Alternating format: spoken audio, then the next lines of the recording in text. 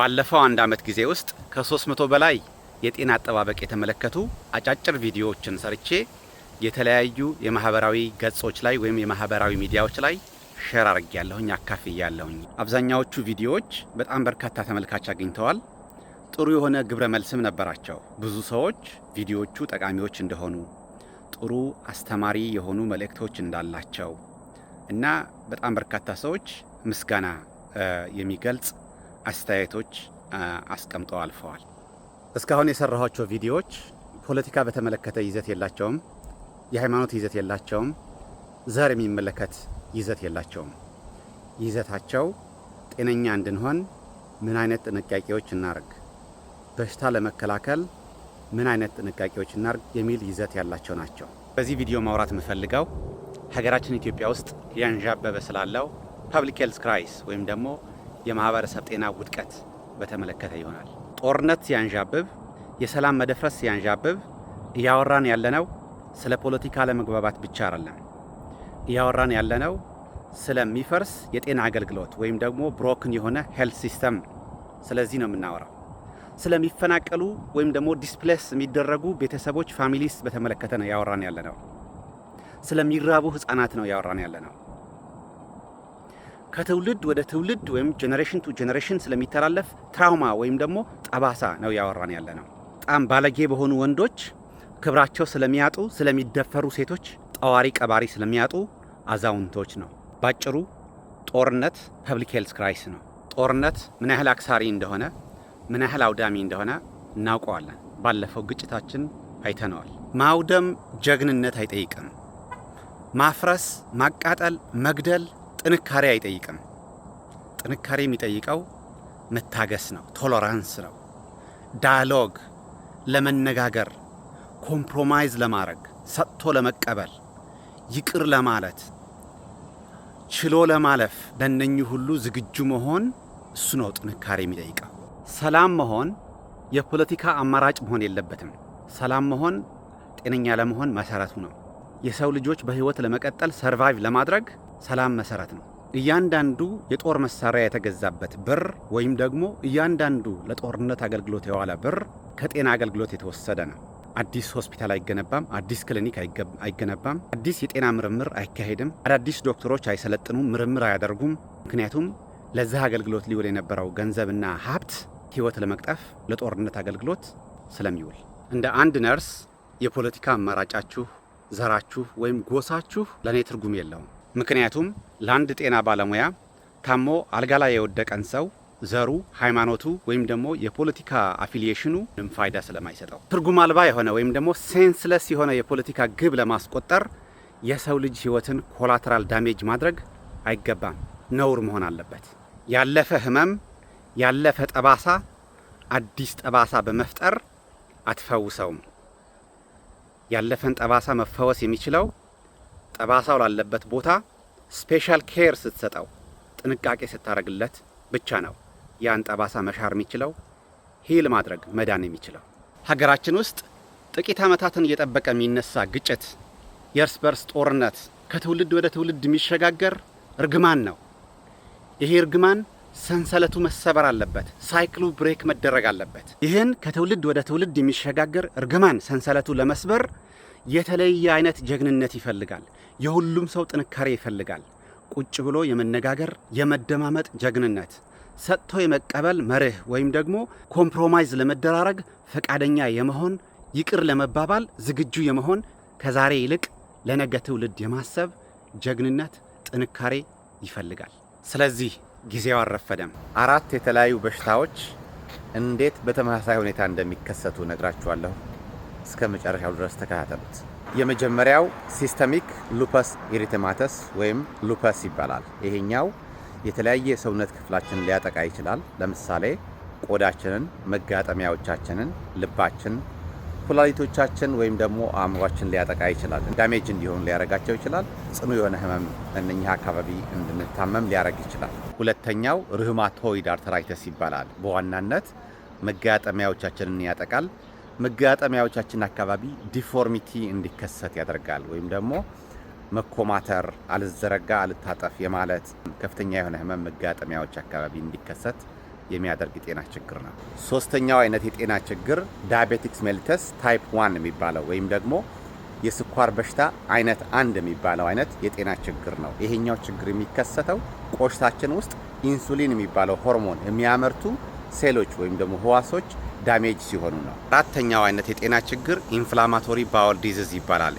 ይሄ የጤና ችግር አንጀታችንን የሚያጠቃ ስለሆነ ከተመገብነው ምግብ ውስጥ ጠቃሚ የሆኑ ማዕድናት በአንጀታችን አማካኝነት ተመጠው ወደ ሰውነታችን እንዳይገቡ ያስተጓጉላል።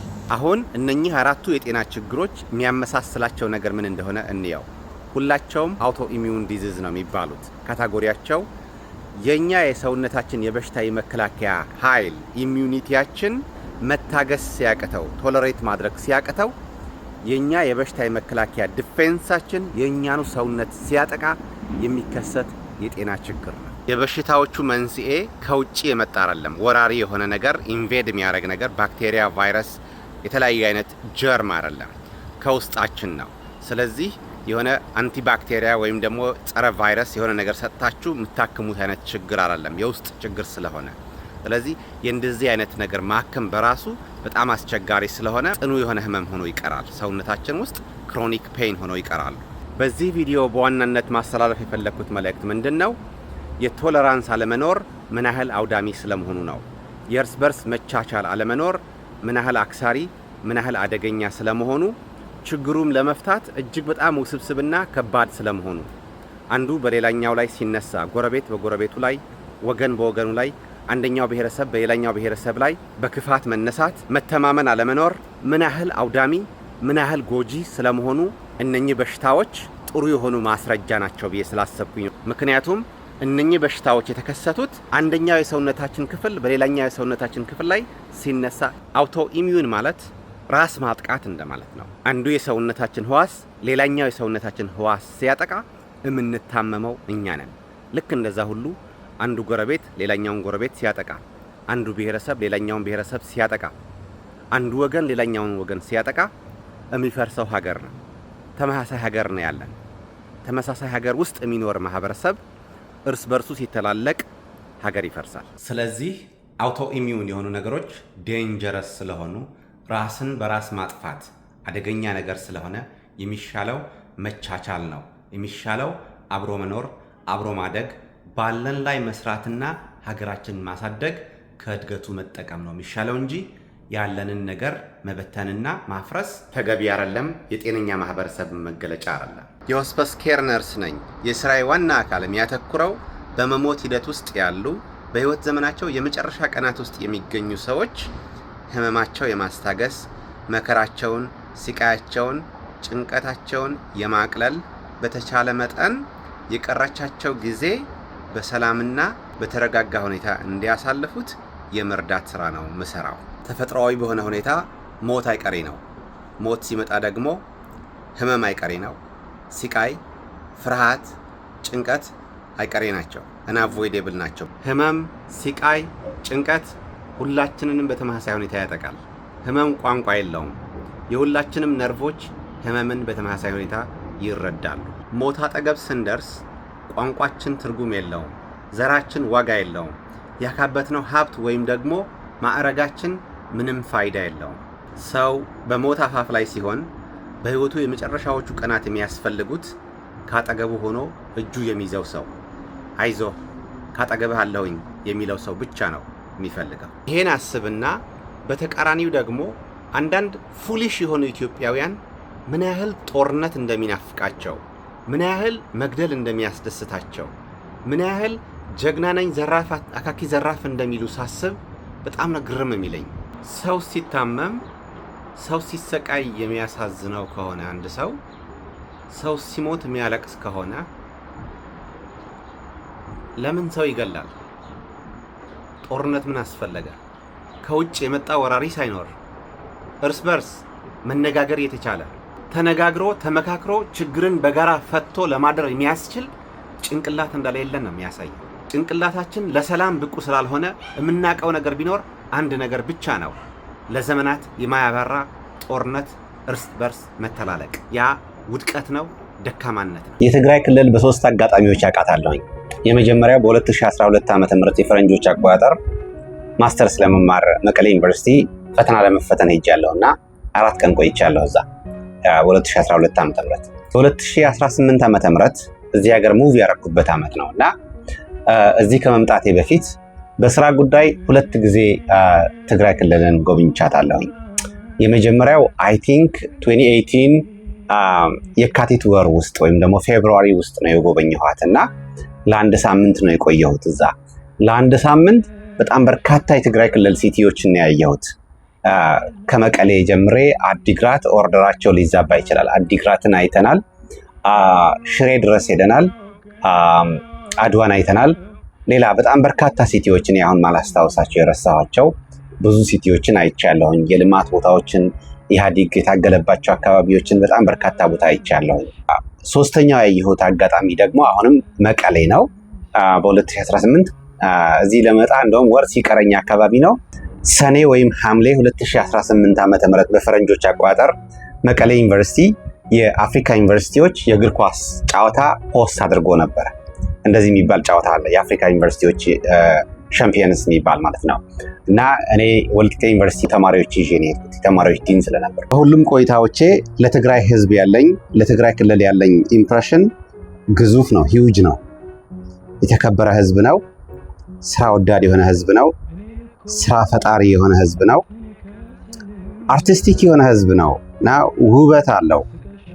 ከልቸሩ ትልቅ ነው፣ ትልቅ ባህል ያለው ህዝብ ነው። ነገር ግን ያን ሂውጅ የሆነ ህዝብ፣ ያን የበርካታ ምሁራን የበርካታ ልሂቃን መገኛ የሆነ ቦታ ሞንጆሪኖ የምትባል ሴትየዋና ደብረጽዮን የሚባል ሰውዬ የዚህን ትልቅ ህዝብ ድምፅ፣ የዚህን ክልል ወጣቶች የነገ እጣ ፈንታ በአምባገነንነት የሚያፍኑበት ሁኔታ፣ የሰላም አማራጭን የሚዘጉበት ሁኔታ ሳይ ኢትስ ፓራዶክሲካል ለኔ። ምክንያቱም ይህ ህዝብ ከሞንጆሪኖ በላይ ይገባዋል። ይህ ህዝብ ከደብረጽዮን በላይ ይገባዋል። ሞንጆሪኖ ወይም ደብረጽዮን ምንም ክፉ እንዲደርስባቸው ምኞቴ አይደለም። ነገር ግን ታሪካቸው እንደሚያሳየው የሰላም ቋንቋ የመረዳት ችሎታ ያላቸው አይመስለኝም። ተነጋግሮ ተመካክሮ ተወቃቅሶ የሆነ መፍትሄ ማግኘት፣ የመፍትሄ እርምጃ ላይ መድረስ፣ ችግርን በጋራ መፍታት፣ ሰጥቶ መቀበል አይችሉበትም። መሸነፍ ይመስላቸዋል። እነኚህ ሰዎች ከበረሃ ከጫካ እስከ ቤተ መንግስት ድረስ ሁሉንም ሆነው አይተውታል። ሁሉንም ያውቁታል። ነገር ግን እነሱ የሚሄዱበት መንገድ ከዚህ ዘመን ጋር አብሮ መሄድ አይደለም። የህዝቡን የወጣቱን የእናት ህይወት እየቀየረ አይደለም። ይሄን መሆኑ እያወቁ ደግሞ እልህ ይዘዋቸዋል። ስለዚህ ሪታየር ማድረግ አለባቸው። ጡረታ መውጣት ነው ያለባቸው።